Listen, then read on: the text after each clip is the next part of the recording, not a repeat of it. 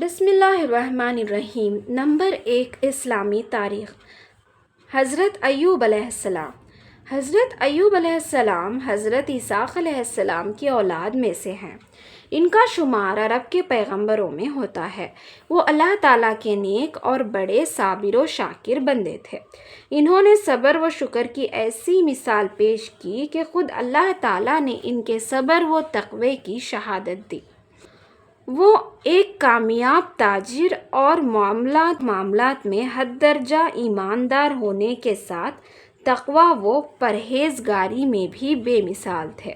وہ غیروں کو کھانا کھلاتے، بیواؤں، مسکینوں اور تنگ دستوں کی خوب مدد کیا کرتے تھے۔ اللہ تعالیٰ نے انہیں بہت مال و دولت اور اولاد سے نوازا تھا، پھر سخت آزمائش اور امتحان میں مبتلا کیا اور عطا کردہ مال و دولت اور اولاد سب کچھ واپس لے لیا، اور خود وہ 18 سال تک بیماری میں مبتلا رہے، مگر اس کڑی آزمائش میں بھی کبھی بھی اپنی زبان سے شکوہ و شکایت نہیں کیا اور ہمیشہ صبر و شکر ہی کرتے رہے اور اللہ تعالیٰ سے دعائیں مانگتے رہے۔ اللہ تعالیٰ نے ان کی دعا قبول فرمائی اور صبر کے بدلے میں انہیں پہلے سے زیادہ مال و دولت اور اولاد سے نوازا اور بیماری سے نجات دے کر صحت و تندرستی عطا فرمائی۔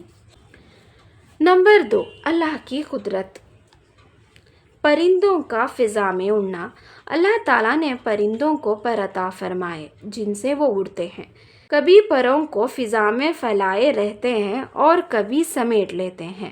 دونوں حالتوں میں وہ فضا میں موجود رہتے ہیں اور وزنی ہونے کے باوجود زمین پر نہیں گرتے۔ انہیں فضا میں کون روکے رکھتا ہے؟ اللہ تعالیٰ نے ان پرندوں کو اپنی قدرت سے فضا میں اڑنے کی صلاحیت سے نوازا ہے۔ اللہ تعالیٰ قرآن میں فرماتا ہے، کیا وہ لوگ اپنے اوپر اڑنے والے پرندوں کو نہیں دیکھتے کہ پر پھیلائے ہوئے اڑتے پھرتے ہیں اور کبھی اسی حالت میں پر سمیٹ لیتے ہیں، اور دونوں حالتوں میں وزنی ہونے کے باوجود زمین اور آسمان کی درمیانی فضا میں پھرتے رہتے ہیں۔ انہیں خدائے رحمان ہی فضا میں تھامے ہوئے ہے، بے شک ہر چیز اس کی نگاہ میں ہے۔ نمبر 3، ایک فرض کے بارے میں۔ اذان جمعہ کے بعد دنیاوی کام چھوڑ دینا۔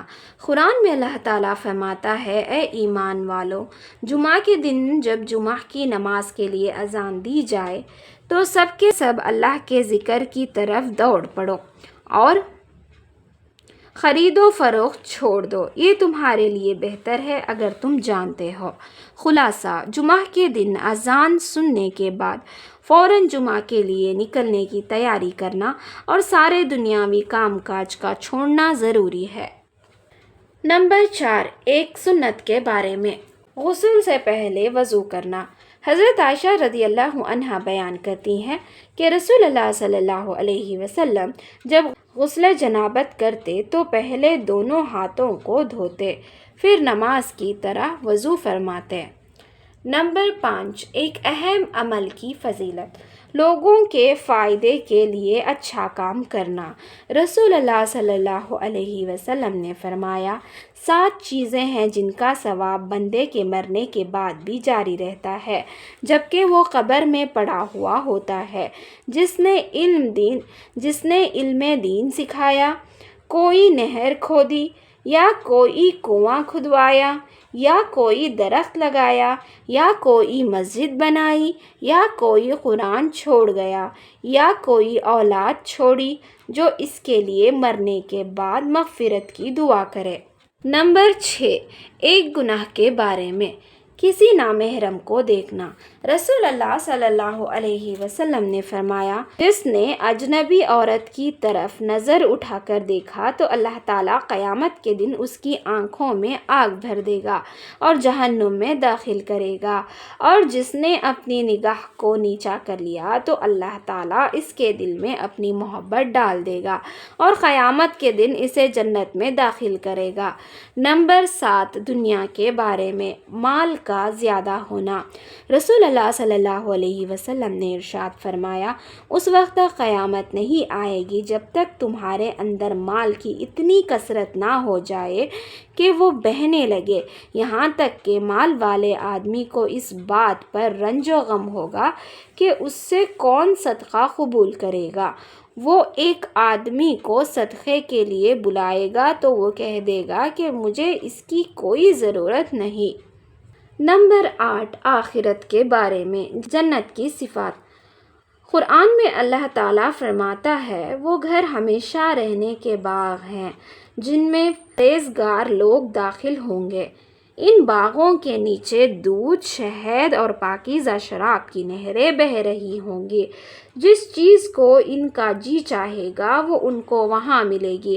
اللہ تعالیٰ پرہیزگاروں کو ایسا ہی بدلہ دیا کرتا ہے۔ 9، طب نبوی سے علاج، ایلو کے لیپ سے آنکھوں کا علاج۔